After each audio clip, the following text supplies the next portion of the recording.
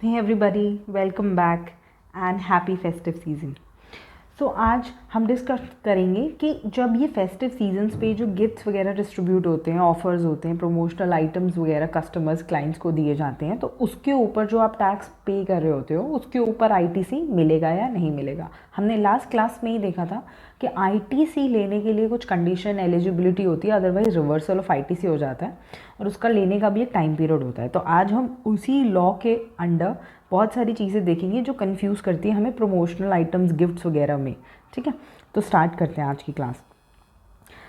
The festive season is around the corner now, as you all know many companies are planning to gift their employees. आप देख रहे होंगे कि बहुत सारी कंपनीज अपने एम्प्लॉयज़ को गिफ्ट देती हैं, ऑब्वियसली क्योंकि दिवाली और ये फेस्टिव सीजन्स पे गिफ्ट्स बनते हैं, just like Diwali gift hampers, vouchers, goodies etcetera इन फॉर्म्स में देती है।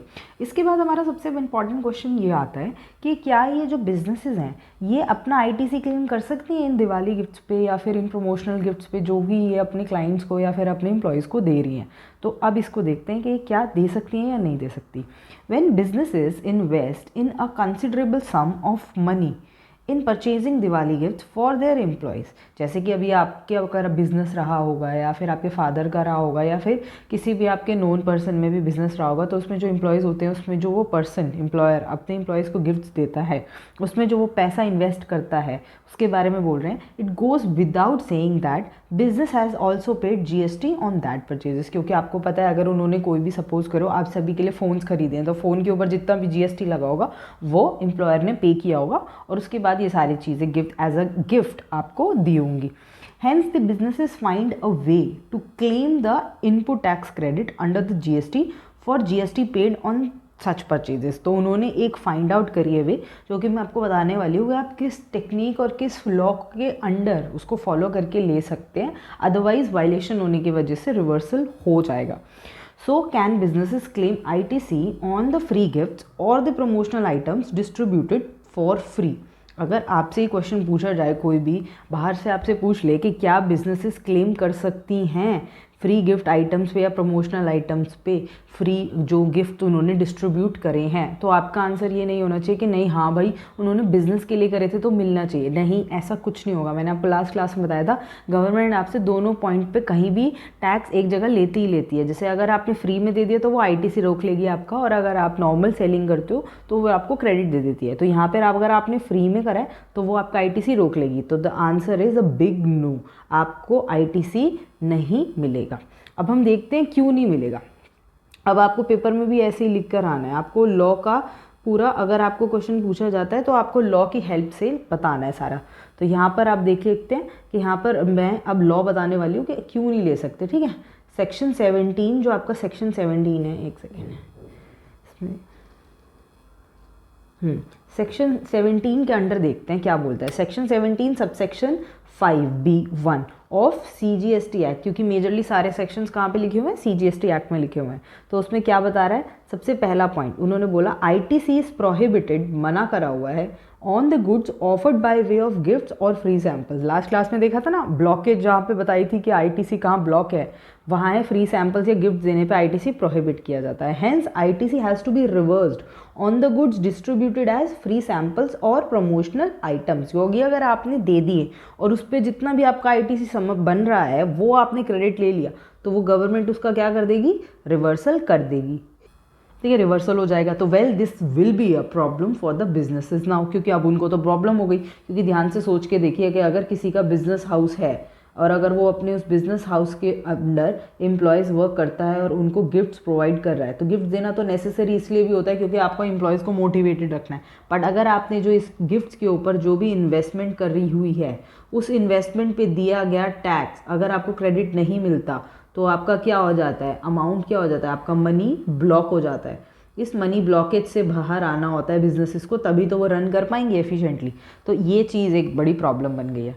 ठीक है, दो so the festive season is around the corner. जैसे आप देख रहे हैं अभी दिवाली गई है, आप इन क्रिसमस आएगा, न्यू ईयर आएगा, तो ये जो ये जो साइकिल है गिफ्ट देने की, एक्सचेंज करने की, ये चलती रहेगी. So this is the best period where businesses can build their relations with their clients. Obviously तभी तो हम फ्री गिफ्ट अब देखते हो ना दिवाली पे, स्पेशली एम्प्लॉयज़ अपने अच्छे क्लाइंट्स को देता है क्यों, उनसे बिल्डअप करने के लिए रिलेशनशिप, और distributors by offering them some free gifts और the promotional items. This is a traditional technique, ये सभी बिजनेस में है, that the business adapt to further their cause and attract more client, ज़्यादा से ज़्यादा क्लाइंट्स को अट्रैक्ट करेगा. बट फिर अगेन अब ये क्वेश्चन आता है कि देखो वैसे तो आईटीसी मिलता नहीं है, बट क्या वो ले सकते हैं, हम ऐसा क्या काम करें कि वो आईटीसी मुझे मिल जाए. तो अब बेसिकली क्वेश्चन एक नया राइज हुआ है that how to maximise your ITC. आप कैसे अपने आईटीसी को मैक्सिमाइज कर सकते हैं अपने प्रमोशनल आइटम्स और गिफ्ट्स पे. तो अब चलिए उसके अंदर फर्दर देखते हैं कैसे कर सकते हैं. Cases in which the ITC under GST is prohibited for free gifts and promotional. कौन कौन से केसेस हैं जहाँ पर प्रोहिबिटेड है. पहला केस देखिए, पहला है ITC is prohibited on the goods offered by the way of free gifts and sample and thus ITC has to be reversed on such items. ठीक है, ये तो हम अभी देख के आए हैं. दूसरा, promotional items given to the customers without any intention of main supply. मतलब आपका ये नहीं था कि आप उनको सप्लाई करो आगे, आपने तो एम ही बांट दिया. जैसे अगर हम सपोज करते हैं कि स्टॉल लगा हुआ है किसी भी आइटम का, जैसे पेन्स बने हैं, तो पेन्स सेल करने हैं, पर पेन्स उन्होंने अपने कस्टमर्स को फ्री में दे दिए कि ट्राई करके देखिए. उनका इंटेंशन नहीं था कि मेन सप्लाई करेंगे, तो उसके लिए लिखा है that is liable for ITC reversal. That means क्योंकि जाहिर सी बात है आपने आइटम्स दिए हैं, तो आइटम्स के ऊपर जितना भी टैक्स बना होगा उसका अपने आईटीसी का क्या ले लिया होगा, क्रेडिट ले लिया होगा. गवर्नमेंट कहेगी ये तो आपने किसके पर्पस के लिए दे दिया, प्रमोशनल पर्पस से दे दिया, मतलब जिससे आपका जो आइटम है उसकी मार्केटिंग हो, प्रमोशन हो. तो हम आपका आईटीसी क्या कर देंगे, रिवर्स कर देंगे. तो रिवर्स करके क्या हो जाएगा, ये ओटीएल में ऐड हो जाएगा. ठीक है ना, इसलिए आपको ये चीज़ का याद रखना है कि वो वहाँ से माइनस नहीं होगा, ओटीएल में ऐड हो जाएगा. ठीक है, रिवर्सल हो जाएगा. चलिए ठीक है, ये वाली तो चीज़ें हो गई कि गिफ्ट प्रमोशनल. पर अगर हमसे कोई ये डेफिनेशन पूछेगा कि एक्चुअली गिफ्ट होते क्या हैं, आप किस क्राइटेरिया को या किस एक्टिविटी को गिफ्ट की डेफिनेशन में कंसिडर करेंगे, तो following are some of the criteria for an item to be consider as gift. देखते हैं कौन कौन से हैं. पहला, अगर आपने ट्रांसफ़र करा है कोई भी मूवेबल या फिर removable item from one person to another person.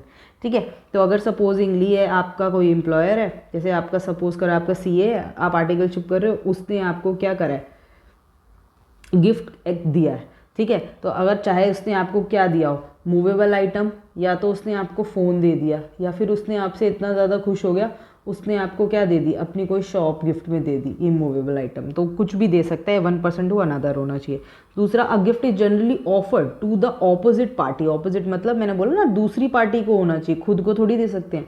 Without considering the exchange of money और इक्वल वर्थ. ऑब्वियसली गिफ्ट का मतलब तो ये होता है, फ्रेंड्स में भी गिफ्ट में अगर आप पार्टी में जाते हैं तो ऑब्वियसली ये इसलिए थोड़ी जाते हैं कि रिटर्न गिफ्ट मिलेगा, ये देने जाते हैं ना क्योंकि आपको एक जेस्चर होता है.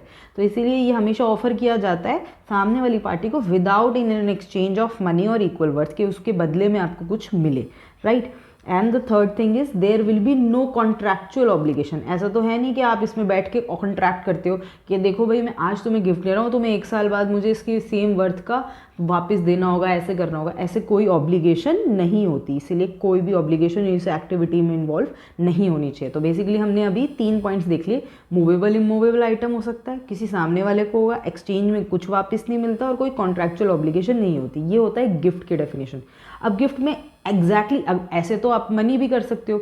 अगर हम इस एग्जाम्पल में वापस से देखें, अगर इसको फिट करें इस डेफिनेशन में, तो आइटम जैसे पैसे हैं, अब मनी है, अगर आपको कोई लिफाफा या कोई मनी दे रहा है वो भी मूवेबल आइटम है, सामने वाले को ऑफर किया, वापस में कुछ नहीं मांग रहे हो, कॉन्ट्रैक्चुअल नहीं है. बट इस केस को करने के लिए आपको थोड़ा सा डिटेल डेप्थ में जाना होगा, जिसमें देखना होगा कि जो गिफ्ट्स हैं वो इंक्लूड नहीं करते कुछ चीज़ों के ऊपर सख्त मना कराया गया. जीएसटी लॉ में आपने देखा ही होगा, गुड्स के अंदर मनी और सिक्योरिटीज़ को बाहर निकाला है, ऐसे ही सर्विसेज में भी बाहर निकाला हुआ है.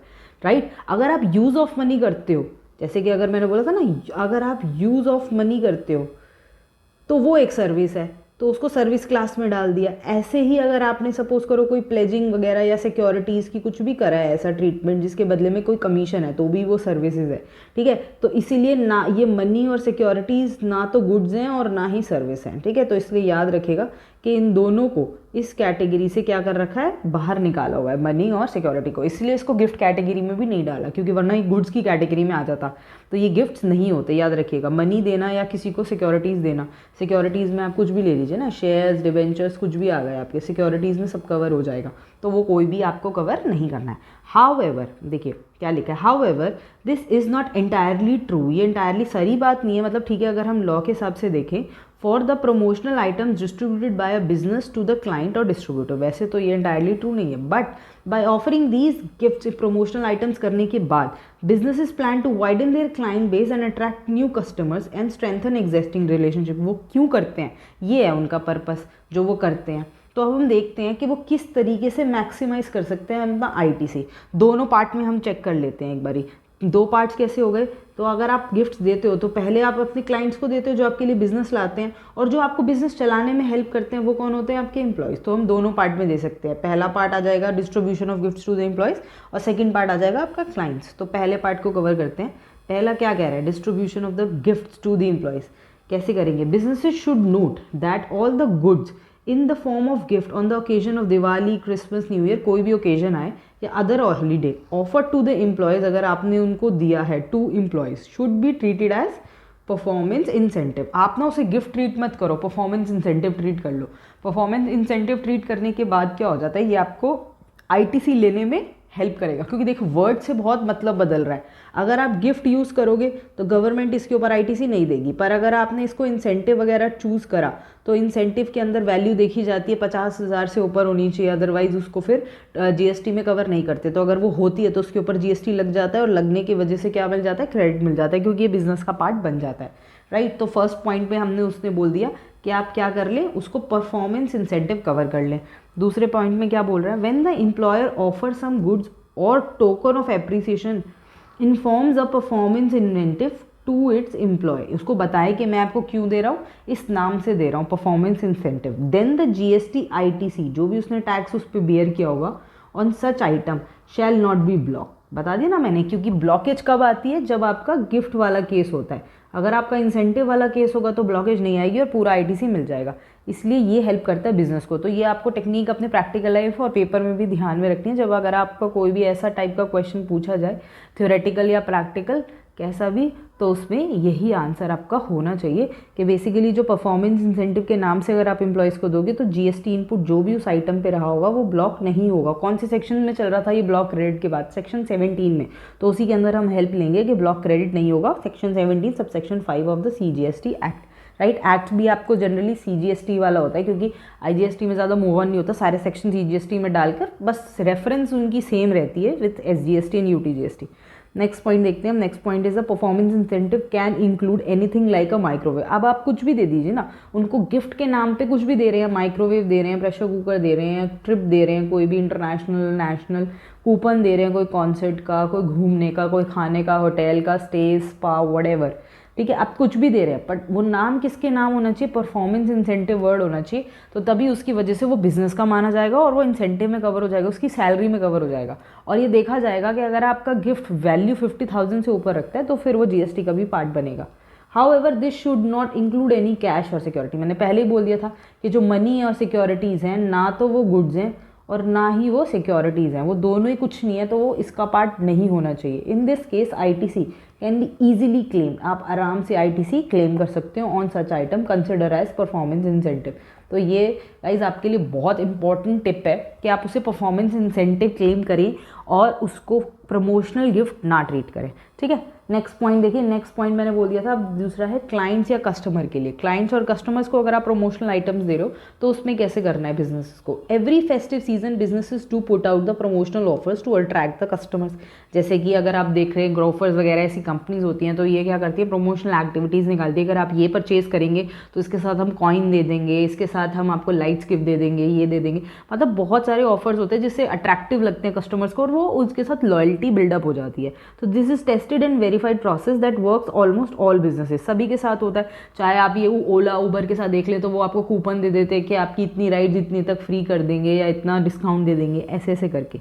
However, when the promotional gifts offered to the customer are large in numbers, the businesses must be able to claim the ITC for it। क्योंकि जब ये देखिए, अगर अब वो अपने क्लाइंट्स को गिफ्ट दे रही है, सपोज़ करिए कि अब एक कंपनियाँ जैसे ओला है, ओला के अंदर जितने भी ड्राइवर्स हैं वो सभी ड्राइवर्स को उन्होंने अपने ऑफिस बुलाया और बोला हम आपको प्रमोशनल गिफ्ट दे रहे हैं, आपको एक न्यू फ़ोन देंगे आपके पर्सनल यूज़ के लिए। तो अगर आप उसे दे रहे हो तो फ़ोन के ऊपर जितना भी GST है तो क्लेम कौन करेगा? ऑब्वियसली एम्प्लॉयर, क्योंकि पैसे एम्प्लॉयर ने दिए हैं, तो उसकी क्लेम करने की पावर उनके पास होनी चाहिए। इस बात के लिए गवर्नमेंट तैयार नहीं है, क्योंकि वो उन्होंने नाम वर्ड क्या यूज़ किया, प्रमोशनल गिफ्ट। इसीलिए जैसे अगर हम एग्जांपल लेंगे, कोई इलेक्ट्रॉनिक शॉप है, उसने दिवाली ऑफर, अभी भी दिवाली गई है और अब दिवाली पे उसने ऑफर लगाया था कि हम आपको एक फ्री होम थिएटर देंगे 20,000 रुपीज़ का। अगर आप हमसे कितने का परचेज़ करोगे, 1 लाख या उससे ऊपर का। जैसे अगर आप क्रोमा ले लो, तो अगर आप क्रोमा में गए और क्रोमा में वालों ने बोला कि अगर आप 1 लाख या उससे ऊपर की शॉपिंग करोगे तो हम आपको 20,000 रुपीज़ के तक का एक होम थिएटर गिफ्ट करेंगे। So in this case businesses should note that the promotional items gifted to the customer, आपने गिफ्ट में क्या दिया, यहाँ पे होम थिएटर दिया ना, should be treated as composite supply. आपको इसको क्या बना देना चाहिए, कॉम्पोजिट सप्लाई। कॉम्पोजिट सप्लाई कौन सी होती थी, जो आपस में इन कंजंक्शन होती थी, साथ में होती थी, राइट। एक कॉमन प्राइस होता था, साथ में होती थी, ठीक है ना, उनको अलग अलग नहीं किया जा सकता था। तो आपको उसको कॉम्पोजिट सप्लाई ट्रीट करना होगा and should be build together. उसका बिलिंग इकट्ठे कर दो with the primary purchase by the customer, right. तो आपको ये याद रखना है कि आपको जो भी आपका प्रमोशनल आइटम्स उनको देने वाले हो एज अ गिफ्ट, अपने किसको, क्लाइंट्स को देने वाले हो, तो उनको आपको क्या ट्रीट करना है, एज अ कॉम्पोजिट सप्लाई। अब उस कॉम्पोजिट सप्लाई से ध्यान से देखिए, उस कॉम्पोजिट सप्लाई से क्या होता, अगर यही आप उसको गिफ्ट में दे देते तो क्या होता, बिल किसका करते, सिर्फ सपोज़ करो टीवी है, बिल उसका होता, और जो है होम थिएटर है, ठीक है, उसका बिल होता नहीं। तो गवर्नमेंट क्या करती, इस पे जो ITC होता वो रोक लेती और इस पे दे देती, यही होता ना ITC।